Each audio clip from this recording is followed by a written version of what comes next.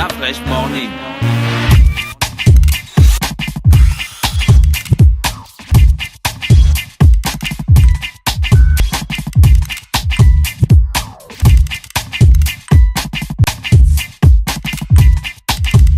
UrbanFM.fm. Urban FM. Découvrez et apprenez Urban FM. C'est la première radio urbaine au Gabon. Urban FM, c'est aussi une équipe de jeunes dynamiques à votre écoute pour vous satisfaire. La recherche d'une qualité de son parfaite, de nouvelles techniques de communication. Urban FM, c'est une nouvelle manière de voir et de faire de la radio. Grâce à Urban FM, vous n'écouterez plus la radio de la même façon. Entrez dans l'univers Urban FM 104.5, la station urbaine. 104.5 Urban FM. Urban FM. Le réveil matinal le plus haut de la capitale sur la radio. La plus haute de la capitale. C'est reparti sur les 104.5 Urban FM, la station urbaine dans l'Uda Fresh Morning. On reçoit Monsieur Mohamed Nyang, qui est directeur exécutif de Seed Academy, qui fait partie du Seed Project, et Monsieur Willy Conrad Aseko, président de la Basket Academy Club, qui est donc plus connu sur le nom de Big Will, qui est avec nous ce matin. Big Will, bonjour. Bonjour la Fashman, Comment tu vas ce matin? Merci beaucoup. Après près de 10 ans de collaboration, C'est la première fois que mon nom est correctement prononcé. Bonjour à tous les auditeurs. Ah, Willy, c'est pareil. Ma mère m'appelle Gabriel. Alors que tu t'appelles Didier. Tu vois, non, alors que je m'appelle Didier. C'est pareil, mon frère. Je réponds, je sais que c'est mon frère. C'est mon grand frère, comment? Il y a même des gars qui m'appelaient Natacha. C'est pas grave. C'est ma sœur, mon frère. Je réponds. Alors, explique-nous un peu le concept avant de saluer Monsieur Mohamed Nyang. Alors, bonjour à tous, encore bonjour à tous les auditeurs. Merci à la radio Urban FM, station urbaine, de nous accueillir, qui est un partenaire de la première heure de l'association Basketball Academy Club. Alors, nous sommes ici dans le cadre du Seed Rise Festival, qui se déroule sous l'égide de la Fédération gabonaise de basketball, en partenariat avec l'Académie Seed, basée au Sénégal, qui vise en fait à former et encadrer des coachs sportifs, des encadreurs sportifs, ainsi que des jeunes de la catégorie U16, avec une méthode qui est spécifique à Seed Project et à Seed Academy, qui est un modèle de développement en Afrique. Je tiens à rappeler que c'est une association basée au Sénégal qui a été créée depuis plus de 20 ans déjà, qui a été fondée par M. Amadou Galofal, que vous avez reçu ici, qui est par ailleurs vice-président de la NBA et directeur général de NBA Afrique.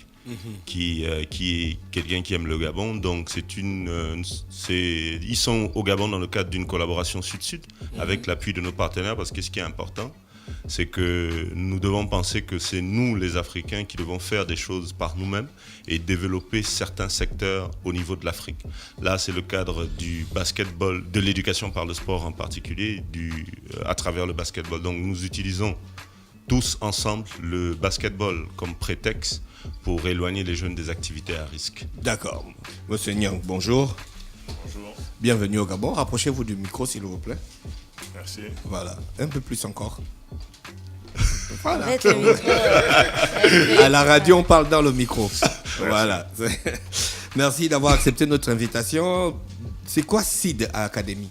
SEED, ça veut dire Sports for Education and Economic Development. Ah, donc, d'accord. c'est le sport pour le développement, pour l'éducation et pour le développement. D'accord. Donc, l'éducation est au centre de tout pour nous. Ça existe depuis combien de temps? Depuis 20 ans. Amadou Galofal, comme il l'a dit, était un scout pour les Dallas Mavericks. Et, Amadou Galofal, c'est quelqu'un qui a encadré la génération des premiers Sénégalais qui sont allés aux États-Unis jouer. Et je faisais partie de la deuxième vague. Donc, SEED est venu pour régler le problème de l'insertion de ces jeunes.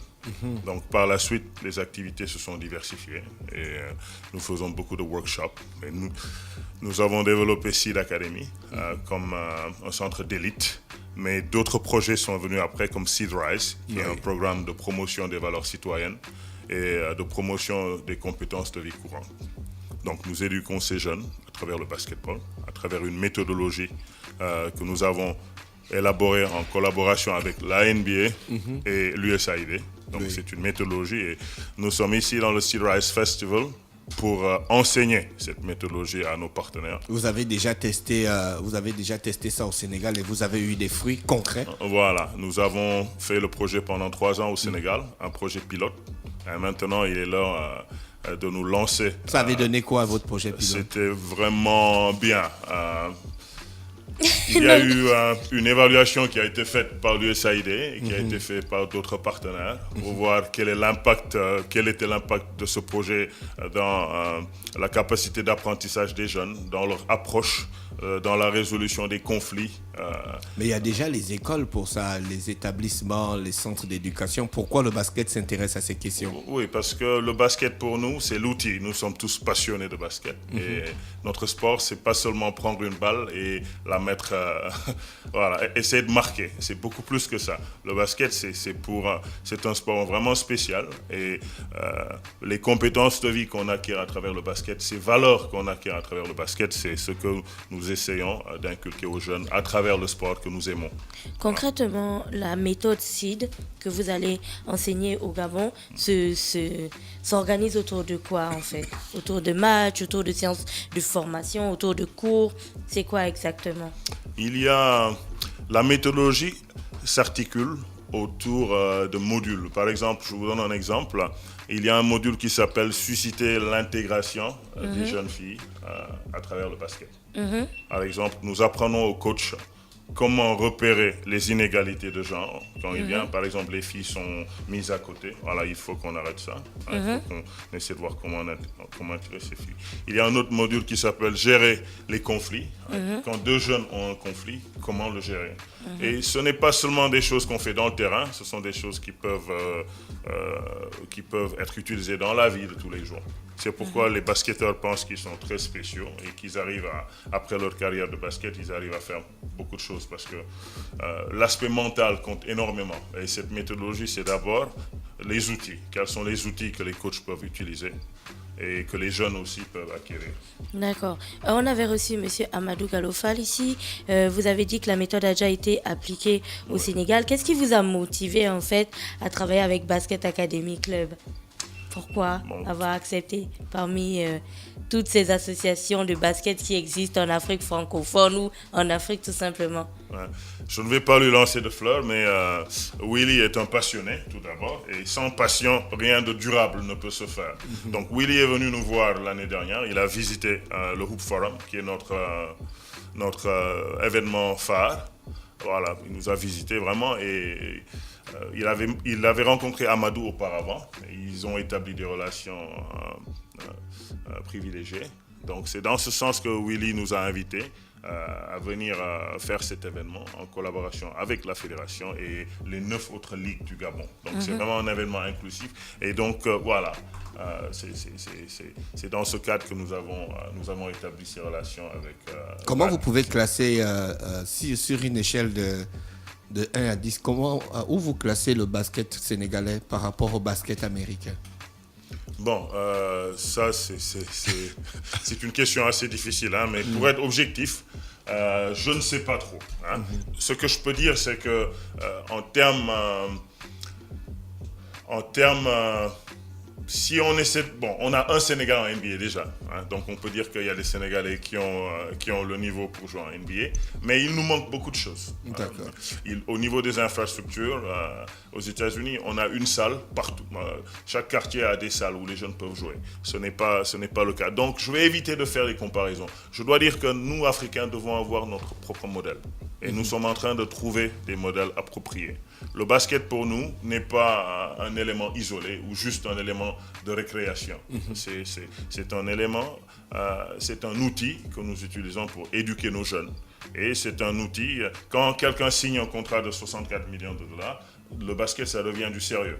Et donc, au-delà de cet aspect pécunier, je peux dire que le basket, pour nous, c'est notre vie, hein, en quelque sorte. D'accord. Big Will, le Seed Rice Festival commence quand et quel est le programme? Le Seed Rice Festival commence ce matin au niveau de l'école Ruban Vert. Comme je tenais à préciser, comme l'a dit Mohamed tout à l'heure, c'est un événement qui se veut inclusif. Au-delà de la Inclusif, collaboration. c'est-à-dire explique. C'est-à-dire qu'au Gabon, on a la particularité de dire qu'on souhaite impacter la communauté, on souhaite impacter les choses tout en travaillant de façon isolée. En ce qui nous concerne, nous restons Basketball Academy Club, une petite association de quartier. Nous pensons qu'un tel événement qui peut impacter le basketball devrait être organisé sous l'égide de la FEGABA. C'est ce qui est le cas. C'est sous le haut patronage de la Fédération gabonaise de basketball que je tiens. Elle fonctionne quand même, la FEGABA. Elle fonctionne. On a un président qui est là, qui se bat, qui a un bureau qui est ouvert et qui nous accompagne également, que je tiens par ailleurs à remercier. Que tu ne dois pas avoir les sponsors. Non, c'est pas. Dafresh, il pose la question à chaque fois. Non, je ne veux pas laisser le président là. Non, c'est pas lui, c'est pas le même. Donc, malhonnête. C'était Mendoisé, non? Pardon, je me déclare incompétent. C'est le président actuel qui nous a par ailleurs reçu hier soir, qui est ouvert, donc qui a fait le nécessaire pour que des autres ligues soient inclus dans cette activité parce qu'ils ont ce qu'ils appellent le curriculum, donc cette méthodologie. Donc même si on ne peut pas avoir le maximum d'enfants, on a aujourd'hui des coachs qui sont venus de Logoué-Lolo, de Logoué-Maritime, d'autres provinces du Gabon pour pouvoir bénéficier de cette méthodologie-là et peut-être l'appliquer dans les provinces. Et on a, grâce à l'appui de nos sponsors, que je remercie également, on a pu faire venir Géraldine Yema-Robert, qui est là pour l'occasion, avec son association Yemali, qui est partenaire. Parce que, également, c'est important. Si nous souhaitons que le basketball reprenne la place d'antan, il est important que nous travaillions ensemble. D'accord. Et c'est pour ça que c'est inclusif. C'est ce qui veut dire que nous devons collaborer ensemble. J'appelle ici tous les jeunes, tous les membres de différentes associations qui sont intéressés par le développement de la jeunesse par le sport, par le basketball, à rejoindre, à mener des actions de façon commune et d'éviter des actions isolées. D'accord, ok. Donc le programme? Le programme, aujourd'hui nous commençons avec une formation de coach. Oui. À l'école internationale Ruban Vert, que je remercie encore une fois. Demain, nous continuons avec la formation des coachs. Il y aura également le camp de basket proprement dit, parce qu'il y a la catégorie U16, donc il y aura 40 enfants, avec une approche genre qui est très très bien définie, donc il y aura des filles qui seront incluses. Il y aura donc ce camp de basketball avec des activités éducatives sur le leadership. Nous ferons avec nos partenaires une visite dans un orphelinat, la maison de l'Espérance en l'occurrence, parce que c'est important aussi de penser à différentes couches sociales, histoire d'échanger avec ces jeunes-là, parce que lorsqu'on regarde la NBA par exemple, qui est un modèle de développement, qui a un programme qui s'appelle NBA Cares, ils mènent ce genre d'action, c'est important de dire aux jeunes, d'expliquer déjà aux jeunes qu'il est important de faire quelque chose pour la communauté. Ensuite, il y aura le dimanche, le camp de basket continuera. Il y aura une visite de l'arboretum Rapanda Walker avec tous les jeunes, parce que les questions liées à l'environnement sont très très importantes. Aujourd'hui au Gabon, on ne le constate peut-être pas, on ne le vit pas, mais on vit dans un monde globalisé. Donc il est important que ces aspects liés à l'environnement, le Gabon tient la place du chaos, qu'il est important que les jeunes soient déjà imprégnés, parce que le Gabon c'est déjà 800 km de côte. Lorsqu'on l'explique aux jeunes comme ça, ils ne peuvent pas le comprendre, mais au fur et à mesure qu'ils vont discuter sur le développement durable, sur l'environnement, ils percuteront peut-être mieux et ils comprendront l'importance de ce genre de thématique.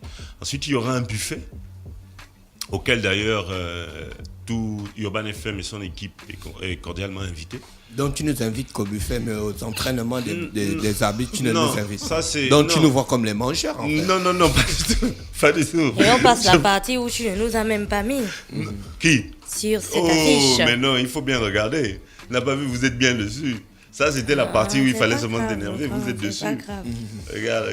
On va d'abord régler ce problème-là rapidement à l'antenne. Parce que là, on a mal au cœur. Ah, d'accord. Il y a celle où on est là. OK. Et il y a celle où on n'est pas. C'est là. Ah, d'accord. OK, d'accord. Bon, c'est tu confirmes, on est dessus. Oui, voilà, vous êtes là. OK. Non, on est dessus. Parce que j'ai un infographe, M. Jeff Bundamas en l'occurrence, qui est un adepte du boycott. Donc peut-être, il avait peut-être oublié sur la première. On va voir si on paye, on va payer ses factures. Dans 2300. Donc nous sommes invités au buffet. Le buffet c'est quand? Le buffet c'est dimanche à 13h. Vous êtes cordialement invités parce que on vient à chaque fois on vient à chaque fois communiquer, Cadeau. on sollicite des sponsoring auprès de nos partenaires qui nous accompagnent. Mais on a souhaité à travers ce buffet, où on attend peut-être 100 personnes, découvrir un peu la culture un peu sénégalaise, échanger avec nos invités, nos frères. Tape déjà les tchèps tous les Il y aura midis. le Oui, tchèp. mais il y aura le tchèp. Il y aura le tchèp. Et ils découvriront nos mets locaux. D'accord. On attend à peu près 100 personnes. Enfin, Et pour ouais. nous, ça va aussi être la possibilité en tant qu'association de dire merci à tous nos partenaires, à tous ceux qui nous soutiennent depuis 2012 déjà. Et donc, Urban FM, on se voit dès aujourd'hui, on se voit demain, on se voit dimanche au Ruban Vert. Et on terminera dimanche avec un All-Star Game avec les meilleurs joueurs. Les meilleurs joueurs auront une surprise. Certains participants, je peux déjà le dire, qui ont clairement déjà été identifiés, bénéficieront d'une formation aux États-Unis au mois d'août, aux frais du gouvernement américain. Parce qu'il est important qu'on forme nos jeunes. L'éducation, aujourd'hui, elle doit être constituée à travers le fameux triangle. Les loisirs, la famille et l'école. Aujourd'hui, il y a des choses qui se font en place du côté éducatif, donc l'école dans les établissements. Lorsque l'enfant sort de ce cadre-là, il est dans sa famille. Donc là-bas, il a son éducation de base. Et nous, derrière, avec le basketball, on essaye de réunir ce fameux triangle-là. D'accord. Monsieur Nyang, comment vous voyez le basket ou comment vous voyez le basketteur dans la société pour justifier le fait que vous créez ce genre d'activité? Le basketteur, c'est un membre de la société. C'est un citoyen. Et c'est un acteur dans la société. Donc, quelle est la place du basketteur? Nous, on dit que le basketteur, c'est d'abord un citoyen, pour rester simple. Et donc, notre objectif, c'est de créer des jeunes garçons et filles qui vont grandir et être des citoyens, des leaders. En Afrique, je pense que le challenge qu'on a en Afrique, on a pris les indépendances depuis 50 ans, mais la véritable indépendance, on attend encore. C'est l'indépendance économique et c'est le progrès, un certain progrès, sans pour autant compromettre les valeurs qu'on a déjà. Donc, notre philosophie, c'est vraiment d'encourager ce développement et voilà, de pousser à avoir des jeunes. Vous avez joué au basket? Oui, j'ai Pendant joué. combien d'années? Bon, j'ai joué une dizaine d'années. J'ai joué au collège, à l'université de Delaware, puis j'ai joué en pro, en Argentine, en Europe, en Chine. J'ai eu beaucoup de blessures, ce qui m'a forcé à retourner à l'école, faire mon master, rentrer dans le monde actif, mais revenir dans le basket, parce que c'était toujours cette passion qui nous dévore et qui nous fait revenir et qui... Voilà, qui est là. Je suis sur la page de Seed Academy au Sénégal et je vois que vous ne vous limitez pas juste à des formations. Vous changez véritablement la vie des enfants en fait. Au Sénégal, vous avez même une politique d'alumni de Seed qu'on retrouve dans plusieurs universités aux États-Unis. Aujourd'hui, si vous faisiez un bilan des activités de Seed, ça donne quoi de manière Concrète. chiffrée, concrète? Ça donne d'abord Gorgui Dieng. Vas-y, continue. Oui, C'est voilà. qui Gorgui Dieng? Et ça donne 6 joueurs à l'équipe nationale du Sénégal qui arrivent en quart de finale. Vas-y, continue. C'est qui Gorgui Dieng? Il va le dire. Oui, Gorgui Dieng, c'est le joueur sénégalais qui est en NBA en ce moment, au Minnesota Timberwolves. C'est un alumni Oui, de Seed. c'est un alumni de Seed 2009. Voilà, à côté de lui, il y avait Sayer Sen qui est également allé en NBA. Hein, Sayer Sen également allé en NBA. Et il y a 4 autres joueurs qui sont allés en Ligue. Voilà. Donc, Seed, c'est à peu près 110 jeunes qui ont eu leur diplôme Universitaire. le bac et qui sont allés soit aux États-Unis, soit en Europe. Voilà. Seed, c'est 7 millions de dollars en bourse d'études qu'on a pu allouer aux jeunes. C'est une vingtaine de terrains de basket qui ont été bâtis à travers le Sénégal. Vous voyez le dernier. Hein? Voilà. Oui. Et le plus important pour nous, c'est ce qu'on fait dans la communauté. Parce que notre première valeur, c'est le giving back. C'est-à-dire Et Seed, c'est aussi des partenariats avec des organisations internationales Voilà. comme l'ONU, l'USAID, ONU les Femmes. Nations Unies, l'USAID. Voilà. Donc, et tous ces partenariats sont axés sur le développement des jeunes. C'est-à-dire tout ce que nos partenaires font avec nous, ce n'est pas du basket pur et dur. Voilà. Même si nous avons cette composante d'élite dans notre académie, où nous avons des joueurs d'élite, mais le plus important pour nous, c'est de toucher les masses. de toucher ces jeunes. Donc, quand on a fait des projets comme LLP, et le projet Seedrise ambitionne de toucher 1,5 million de jeunes d'ici l'année 2030. Donc, dans cette perspective de Sustainable Development Goals, voilà. Donc, nous sommes dans cette optique de Sustainable Development Goals. Donc, qu'est-ce qu'on peut faire à travers les baskets pour réduire les inégalités en genre, protéger l'environnement, encourager l'innovation. Donc, tous ces thèmes, je pense qu'on les retrouve dans nos priorités.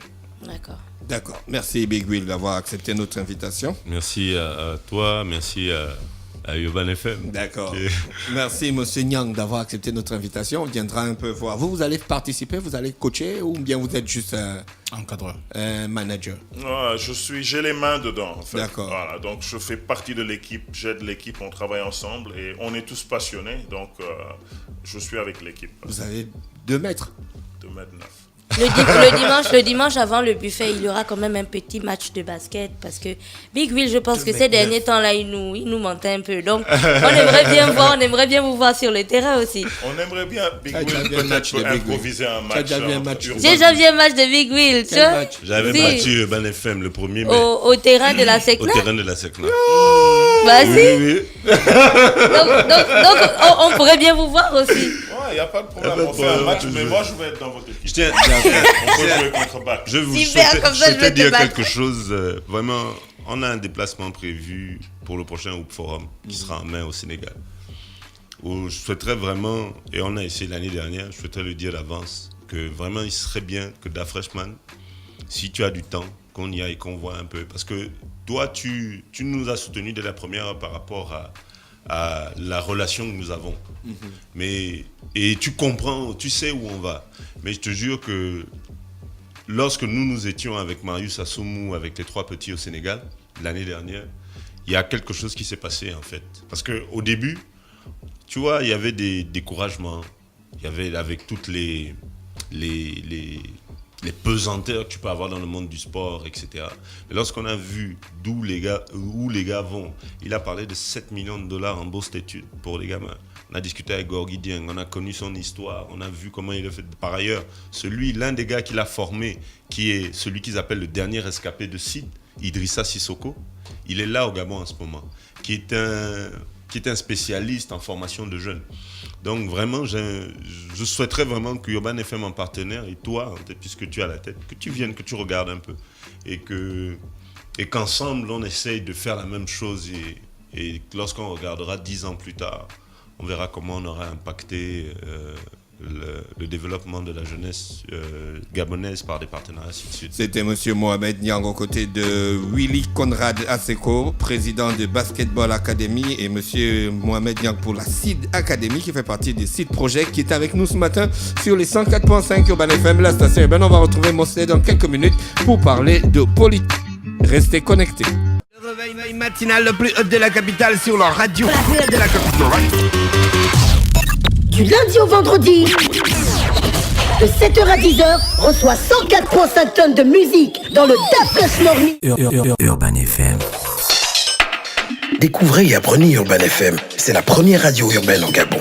Urban FM, c'est aussi une équipe de jeunes dynamiques à votre écoute pour vous satisfaire. La recherche d'une qualité de son parfaite, de nouvelles techniques de communication. Urban FM, c'est une nouvelle manière de voir et de faire de la radio.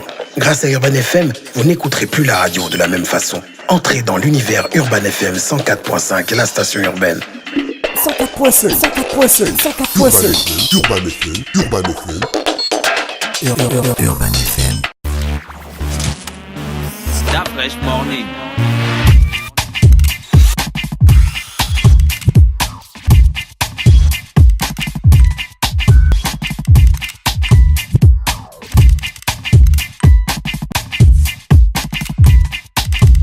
UrbanFM.fm